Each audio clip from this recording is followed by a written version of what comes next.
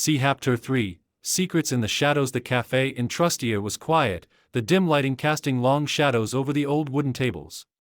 The aroma of fresh espresso lingered in the air, but Marcus Vitali had barely noticed. His mind was racing, trying to determine what to say to Leah Gregorio as she sat across from him, her eyes sharp and unreadable. He had navigated countless negotiations, cutthroat deals where lives hung in the balance, but this was a different kind of meeting. Leah wasn't a business rival and wasn't someone Marcus could manipulate with money or power. She was different. And in a city where alliances were built on fragile trust and fragile egos, Leah stood out as someone with no time for pretense. "You have 5 minutes," Leah said coolly, her voice breaking through Marcus's thoughts. "Tell me why I'm here, and don't waste my time." There it was, straight to the point. No flattery, no false courtesy. Marcus was used to people fawning over him, trying to gain his favor, but Leah cut through the niceties like a blade through silk. It was refreshing, but it also made his task that much harder. He leaned forward slightly, his elbows resting on the table, his voice low but steady. "I know what you're involved in," he said, watching her closely for a reaction. "I know about the network. The resistance." Leah didn't flinch. She didn't look surprised or alarmed. If anything, her expression hardened as if she had expected him to say this. "And what do you want from me?" she asked, her tone edged with suspicion. "I don't want anything from you," Marcus replied, his words chosen with precision. "But I do want to help you." Leah let out a soft, humorless laugh. "Help me?" she said, shaking her head. "You don't even know me, Marcus. And you certainly don't understand what I'm involved in." Marcus met her gaze, his expression serious. "I know more than you think.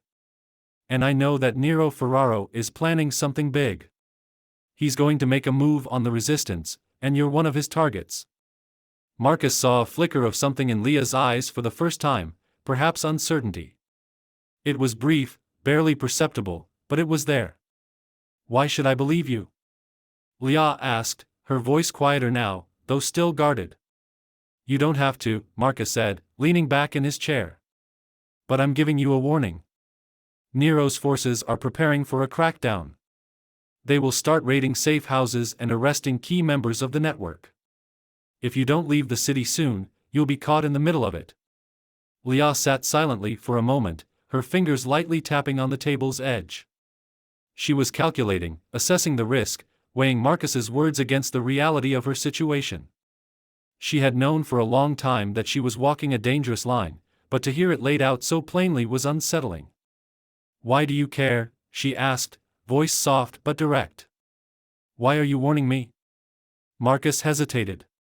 He wasn't entirely sure of the answer himself. Part of it was curiosity. Leah was an enigma, and he couldn't ignore the pull he felt toward her. But it was more than that. Something about her had shaken his carefully constructed world and made him question things he had long taken for granted. "I don't want to see you get hurt," he said, knowing that wasn't true. Leah studied him for a long moment, her eyes searching his face as if trying to decipher his motives. She had spent years learning to read people and spot hidden agendas beneath their words. And yet, as she looked at Marcus, she couldn't quite figure him out. The tension in the air was palpable. Finally, she let out a sigh, her shoulders relaxing slightly. "I'll think about what you've said," she replied, though her voice still had a note of skepticism. "But I don't need your help." "You might not know," Marcus said, his tone calm, "but when the time comes, you'll know where to find me." Leah didn't respond, but their tension had softened just a little. She pushed back her chair and stood, pulling her scarf tighter around her neck. As she turned to leave, Marcus felt a sudden urgency, an unshakable feeling that this wouldn't be the last time their paths crossed. "Be careful," he said, his voice soft but firm. Leah paused, glancing back at him over her shoulder. "I always am." And with that, she was gone, disappearing into the dark streets of Trastevere, leaving Marcus alone with his thoughts. Her confident stride and unwavering gaze spoke volumes about her resilience in uncertainty. As the night deepened, Leah made her way through the narrow alleys of Rome, the chill in the air biting at her skin. The conversation with Marcus had unsettled her more than she wanted to admit. He had touched on things she had long tried to keep buried, the danger she faced, the thin line she walked daily. The looming threat added a palpable sense of suspense to her journey. Marcus Vitali was a man of power, and men like him weren't to be trusted. But something about his warning gnawed at her. He knew too much, and that made him dangerous. Still, there was a part of her, a small, quiet part, that wanted to believe he was genuine. That he wasn't just playing some game. Her internal conflict added a layer of emotional struggle to her precarious situation. But Leah couldn't afford to let her guard down, not now. She arrived at the small, unmarked door of a rundown building on the city's outskirts, knocking 3 times before it creaked open. Inside, the dim light revealed the familiar faces of the resistance members who had gathered there, men and women who, like her, had dedicated their lives to fighting against the oppression of Nero's regime. At the head of the table sat Peter Sarto, his face lined with age and worry. He looked up as Leah entered, his expression grim. "You're late," he said, though there was no accusation in his voice. Peter had mentored Leah for years, and their bond ran more profound than most. "Ran into a problem," Leah replied, sitting beside him. "Marcus Vitali." Peter's eyebrows shot up in surprise. "The media mogul?" Leah nodded. "He knows about the network. He warned me that Nero's planning a crackdown." Peter leaned back in his chair, his eyes narrowing. "And you believe him?" "I don't know," Leah admitted. "But he was specific. He knew things he shouldn't have." Peter was silent momentarily, his fingers drumming lightly on the table. "Vitali is dangerous," he said finally. "If he's involved, we need to be careful. He's not someone we can afford to cross." "I know," Leah said softly, her mind racing with thoughts of Marcus. "But if he's telling the truth, we don't have much time. We need to start moving people out of the city." Peter nodded slowly. "Agreed. But we can't make any rash decisions. If Nero is planning a raid, we must respond smartly. We'll move the high-priority members first but can't abandon the safe houses just yet." Leah understood the weight of his words. The resistance had spent years building their network, establishing safe houses, and protecting those who relied on them. If they moved too quickly, it would all be for nothing. "I'll keep an eye on Vitali," Leah said. "If he tries anything, we'll know." Peter gave her a sharp look. "Be careful, Leah. Vitali may seem like he's on your side, but men like him always look out for themselves." Leah nodded, though deep down, she wasn't so sure. There was something about Marcus she couldn't quite put her finger on. He wasn't like the other men she had dealt with, he was more brilliant, more calculated. And yet, he had warned her. Why? Marcus returned to his penthouse apartment, the weight of the evening still pressing on his mind. He had taken a risk by contacting Leah and wasn't entirely sure why. She was a dangerous woman, and getting involved could unravel everything he had built. But Marcus couldn't shake the feeling that this was more than a business decision. Leah had gotten under his skin like no one else ever had. She was a force of nature, a woman who lived by her own rules, which fascinated him. He had spent his life manipulating people, bending them to his will, but Leah wasn't someone he could control. He poured himself a drink, the amber liquid swirling in the glass as he stared at the city below. Rome was a city of shadows, where secrets were traded like currency. And now, Marcus was entangled in his secret, which could destroy him if he wasn't careful. But he wasn't done with Leah Gregorio. Not yet. As he took a sip of his drink, Marcus made a decision. He would continue to watch Leah and follow her movements, but not for Nero. No, this was personal now. Marcus had his agenda and wouldn't let anyone, not Nero, the resistance, or even Leah, stand in his way. The game had only just begun.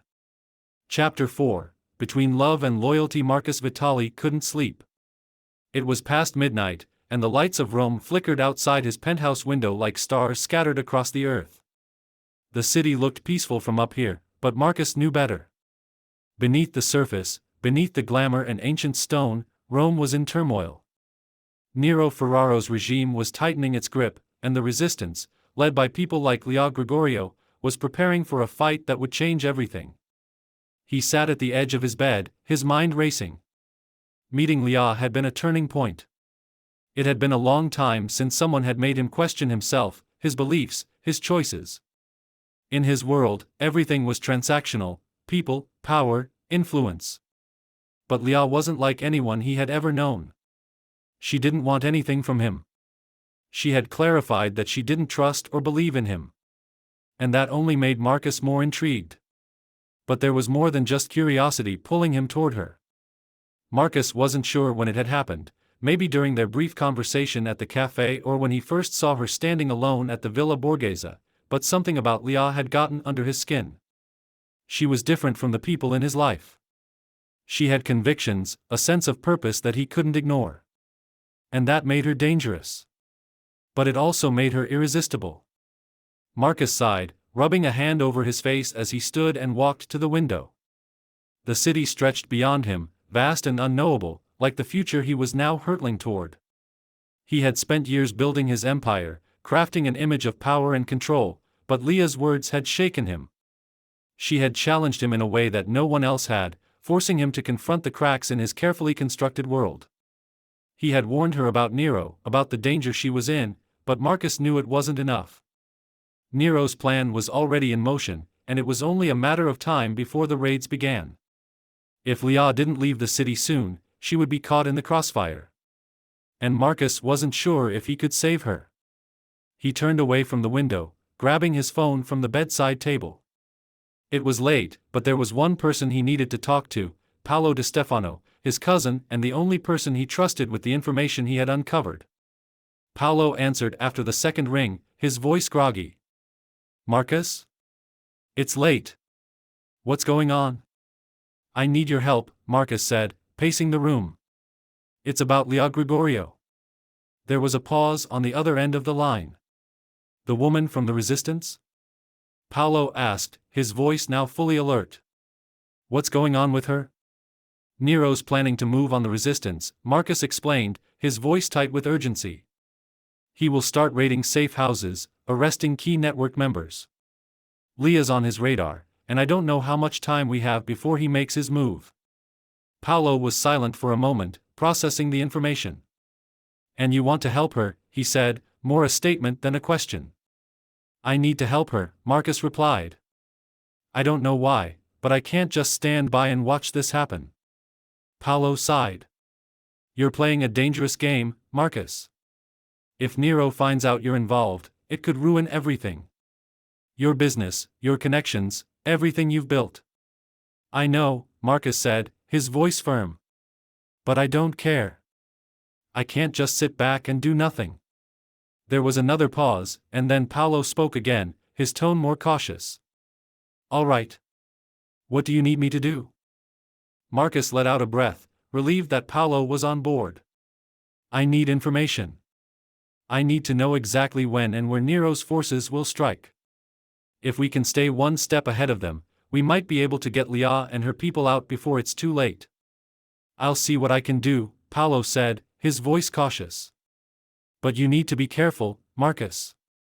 This isn't just about Leah. It could destroy you if Nero finds out you're working with the Resistance." His words hung in the air, a stark reminder of the potential risks Marcus was taking. Marcus nodded, though he knew Paolo couldn't see him. "I know the risks. But I have to do this." They hung up, and Marcus felt the weight of his decision settle over him like a heavy cloak. He had crossed a line tonight that would be difficult, if not impossible, to return from. For years, he had played the game of power, manipulating people and situations to his advantage. But now, for the first time, he was risking everything for someone else.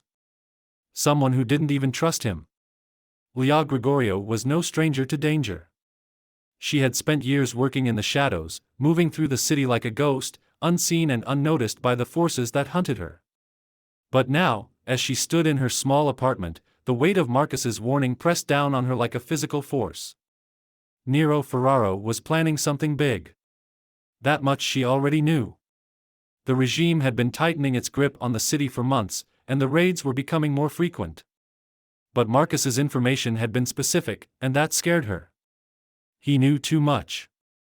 And that meant someone somewhere, was talking. She paced the room, her mind racing. There was no time to waste. She needed to move fast to get her people out of the city before the crackdown began. But where could they go? The safe houses were compromised, and the network wasn't strong enough to withstand a full-scale assault. The situation's urgency was pressing down on her, a constant reminder of the danger they were all in. Leah's phone buzzed on the table, pulling her from her thoughts.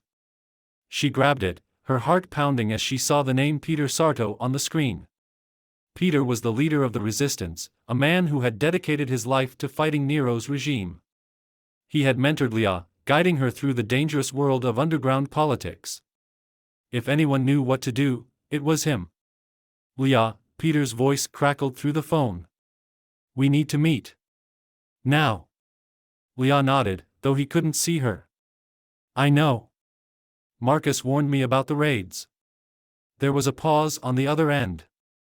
Marcus Vitali? Peter's voice was laced with suspicion. You're trusting him? I don't trust him, Leah replied, her voice firm. But his information was solid. Nero's making a move, and we don't have much time. Peter sighed. All right. Meet me at the usual place. We'll figure this out. Leah grabbed her coat and keys, her mind still spinning with questions. She couldn't afford to trust Marcus fully. But something in his voice, something in his eyes when they had met at the cafe, made her think that maybe, just maybe, he was telling the truth. As she made her way through the dark streets of Rome, Leah couldn't shake the feeling that she was being watched. The city was too quiet, and every shadow seemed to hold a secret. She had been careful, always looking over her shoulder, always one step ahead. But now, with the full force of Nero's regime bearing down on her, she wasn't sure how much longer she could keep running. Peter was waiting when she arrived at the meeting point, a small, run-down bar on the city's outskirts.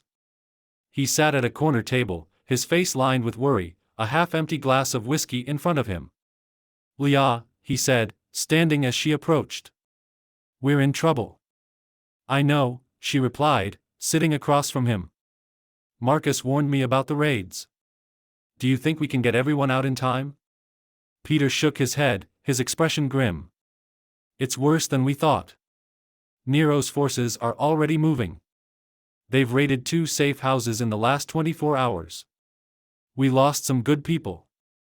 Leah felt a lump form in her throat. Although she had known the risks, hearing them made them all too real.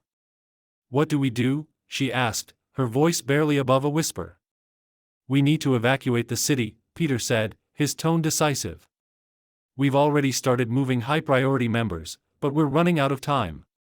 We must get everyone out before the next wave of raids hits. And where do we go? Leah asked, her mind racing. The network is compromised. We can't just disappear. Peter sighed, running a hand through his hair. I don't know yet. But we need to figure it out fast. Leah nodded, though her heart was heavy. She had spent years building the resistance, protecting the vulnerable, and fighting for justice. But now, it all seemed to be slipping away. There's one more thing, Peter said, his voice lowering. We need to deal with Marcus Vitali. Leah's eyes widened in surprise. What do you mean? He's a liability, Peter explained. If Nero finds out that he's been helping us, it could bring the full force of the regime down on him, and us. We can't afford to have him involved. Leah's heart sank.